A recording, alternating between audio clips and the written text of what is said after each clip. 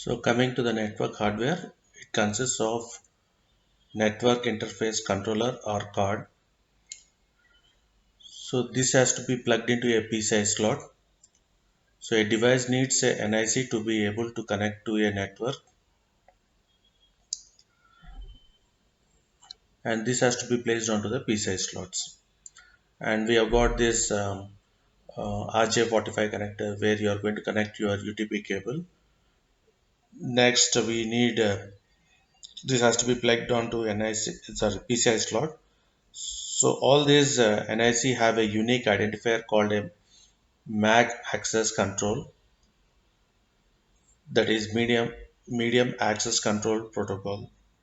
So every device on a network has its own MAC address. It is unique worldwide, and the manufacturer tries to give this particular MAC address. It's hard coded into the NIC, so cannot be changed. So here you can see it is a 6 byte long, and coming to the first three, it will tell what is the manufacturer, and the next 3 bytes long will tell the unique device code for this part. Like so, this manufacturer will try to purchase the addresses, and similarly, every manufacturer has his own unique address for that part. Like, and they will be given a range. So based on the range, they will try to design the NIC cards and label them with a by unique byte address. Now coming to the data sent over a network is broken into small network packets. So this has to be transmitted by using switches. Now you can see a switch, it is a small hardware. This has lots of ports to connect devices in a LAN. It forwards packets to devices in other segments of the LAN. Next you have another one hardware device, that is router. So this router is used to connect two different networks. So here the packets will be routed or packets between two different networks. So this data will be transmitted between networks. So routers need to be connected to at least two different networks. It can be a LAN or a WAN to fulfill these functions. Now coming to switch, it uses MAC addresses, whereas router uses IP addresses. So we can say switch will be using the layer 2 and router will be using the layer 3.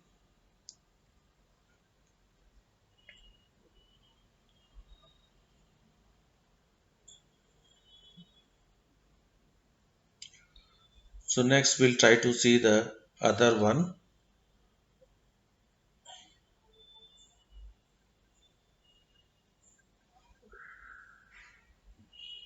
Next we'll go with the wireless access point protocol, that is your router, wireless router. So this devices allows a wireless connection to a wired network using the Wi-Fi standard. So we'll be using the transmission medium as air. So this is easy for connection. So no need of any cabling. It is easy for you to connect the PCs. So this WAP may be standalone and connected to a router or be part of your router itself. Okay. So hope you understood this. We'll see the other parts of it.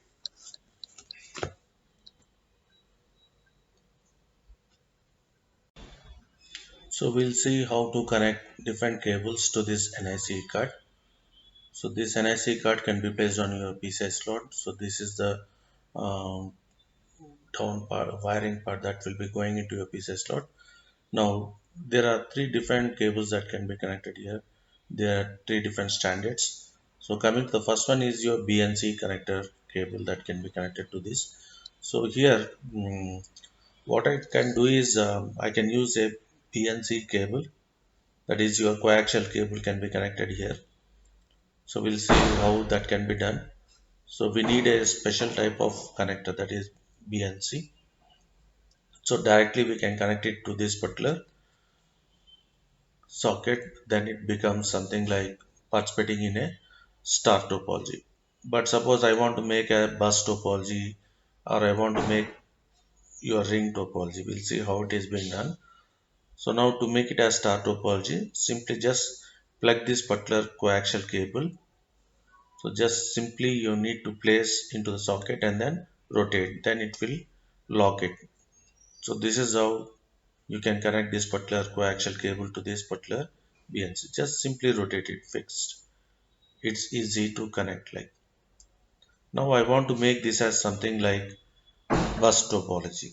So what I need to do is, instead of directly connecting this coaxial cable to this particular, I would be using a T connector.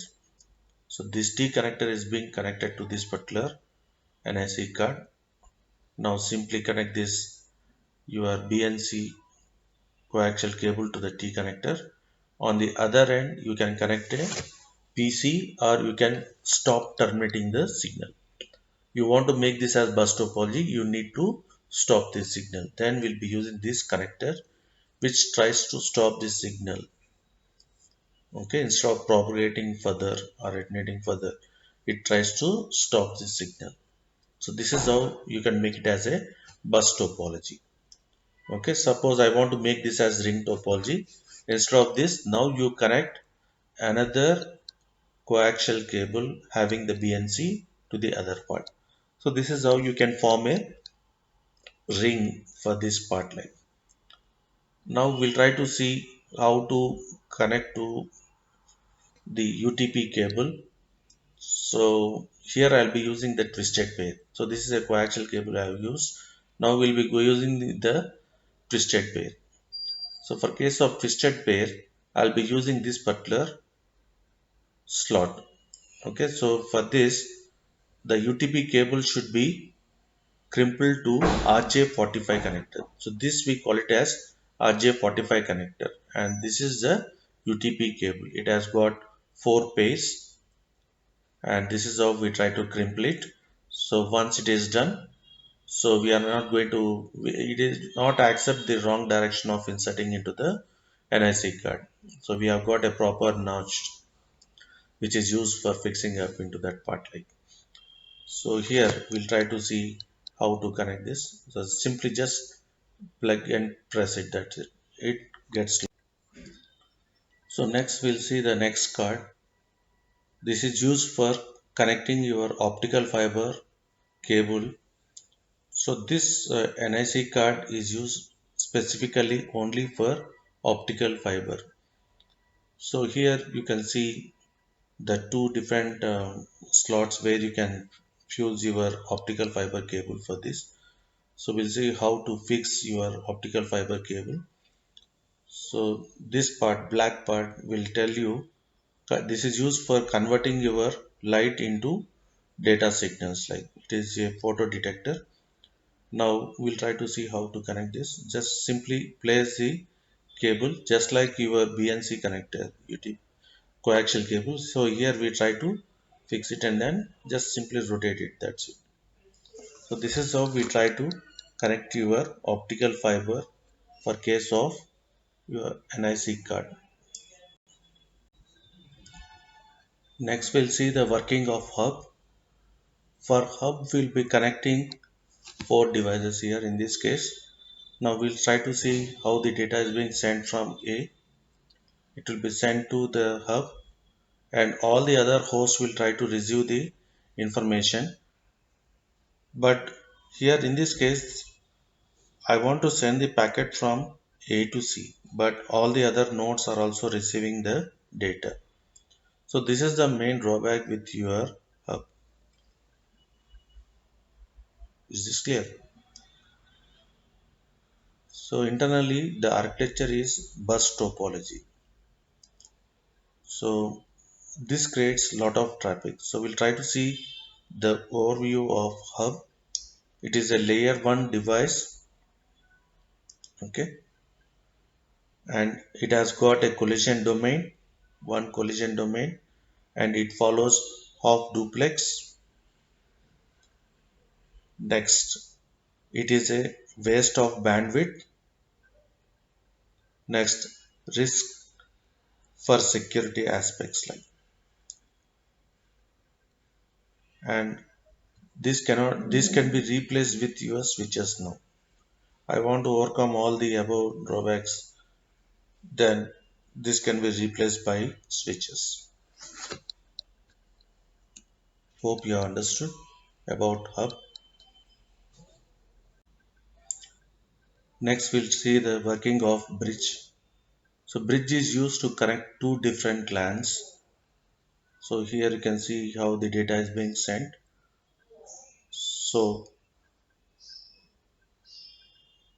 so if you try to see in this case, coming to this particular network, here this hub will try to send the data to this particular outside connections like for this host and this particular bridge.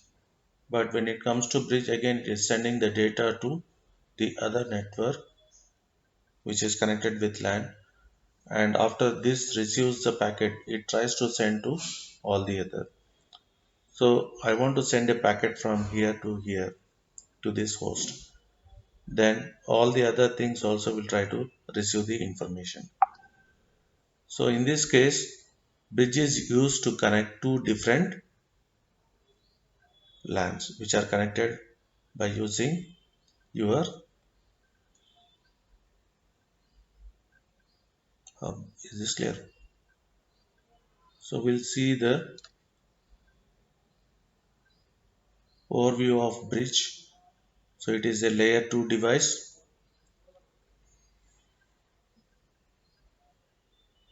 It has got a segmented LANs. It has two collision domains because you have got two LANs here, two hubs are there. Two collision domains are there.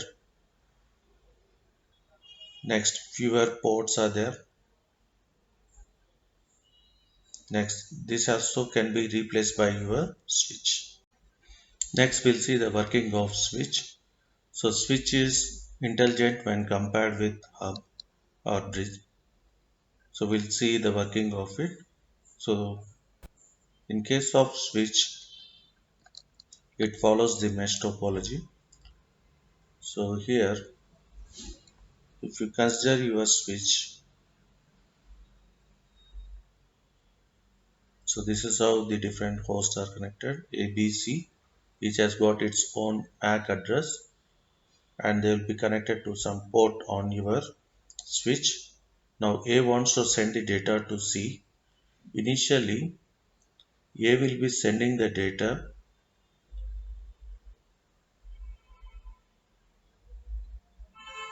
to B and C because it does not know the path. Now A is trying to listen on port 1 of your switch. Next, since I have put the source address and destination address, the destination address is C. So even though initially B receives the information, it discards it, and similarly when C receives it, it knows the packet is meant for this. So now it records the MAC address of C in your switch and on which port C is connected, that will be connected. So once this learning part is over, now you can see for the next time when you are trying to transmit the data from again from A to C, then in that case you can see that directly it will be sending to C. It will not send the packet to B. Now coming to the overview of your switch. So switch is a layer 2 device. It follows full duplex. It has multiple collisions domain. Next, it saves the bandwidth and it increases the security. So these are the advantages of switch. Next, we'll see the working of router. For case of router, will be having a internal network, and this internal network I want to connect to outside network. Then I need to use a router. Now we'll see all the internal how it is being connected like. So we can see a switch which is connected to your router, and this router is connected to your internet. Okay, so here you have got two different networks like. So the router knows where it has to forward like. Okay, and the switch, once it learns what is the outway gateway for this, then simply it records that information to the MAC address into the switch. Now coming to the overview of router, it routes traffic between networks. It is a layer 3 device. It has got fewer ports. Okay.